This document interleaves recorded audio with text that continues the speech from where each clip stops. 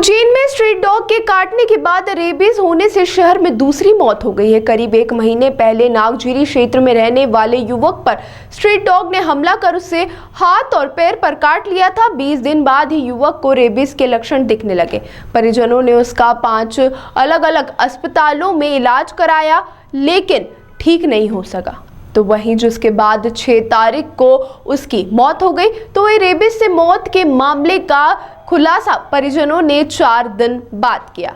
मध्य प्रदेश के उज्जैन में street dog के काटने के कई मामले सामने आ चुके हैं। उज्जैन के जिला अस्पताल में प्रतिदिन कई मामले स्ट्रीट डॉग के काटने के पहुंच रहे हैं। ऐसे ही उज्जैन के नागझीरी क्षेत्र के गणेश नगर में रहने वाले सोनू शर्मा को 21 दिन पहले स्ट्रीट डॉग ने काट लिया था। ऑटो चालक मनोज शर्मा ने बड़े बेटे सोनू शर्मा फैक्ट्री में काम करता था। सुबह जल्दी नागझीरी से क्रॉस होकर जा रहा था। इस दौरान वहां के स्ट्रीट डॉग ने उसे काट लिया। शासकीय जिला अस्पताल में सोनू ने इंजेक्शन भी लगवाया था।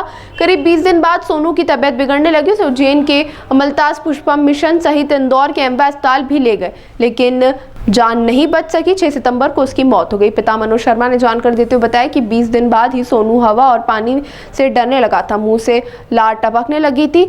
हम उसे लेकर सिविल अस्पताल पहुंचे। वहां पता चला कि वह रेबीज से संक्रमित हो चुका है।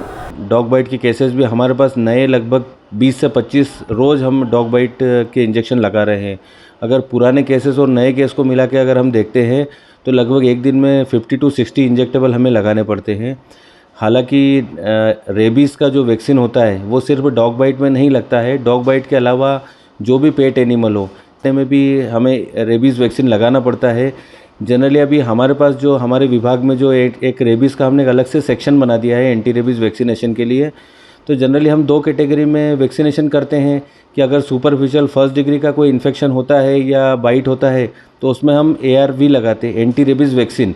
और अगर घाव 3rd कैटेगरी का हो या फिर उसके अंदर ज़्यादा बड़ा कोई निशान हो या फिर कोई मांस वगैरह भी निकल चुका हो या स्टिचेस की नीड हो या ड्रेसिंग वाला हो तो उसमें हमें वैक्सीनेशन के अलावा इम्यूनोग्लोबुलिन भी लगाना पड़ता है। हालांकि रेबीज़ एक पूरी प्रिवेंटेबल बीमारी है, उसको हम बिल्कुल हमारे इंजेक्टेबल प्रोसीजर से उसको हम रिजॉल्व कर सकते हैं।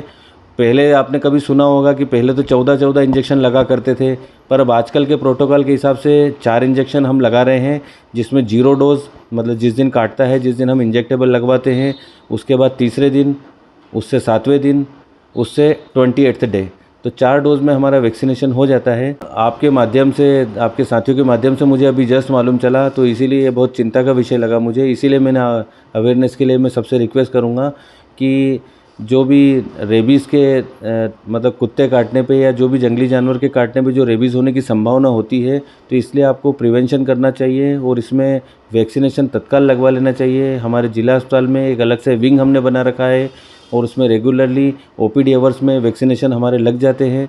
तो इसलिए और जो भी डॉग बाइट या जो भी बाइट का केसेस रहता है 24 आवर्स के भीतर, 24 घंटे के भीतर पहला वैक्सीनेशन हमें करवा लेना चाहिए।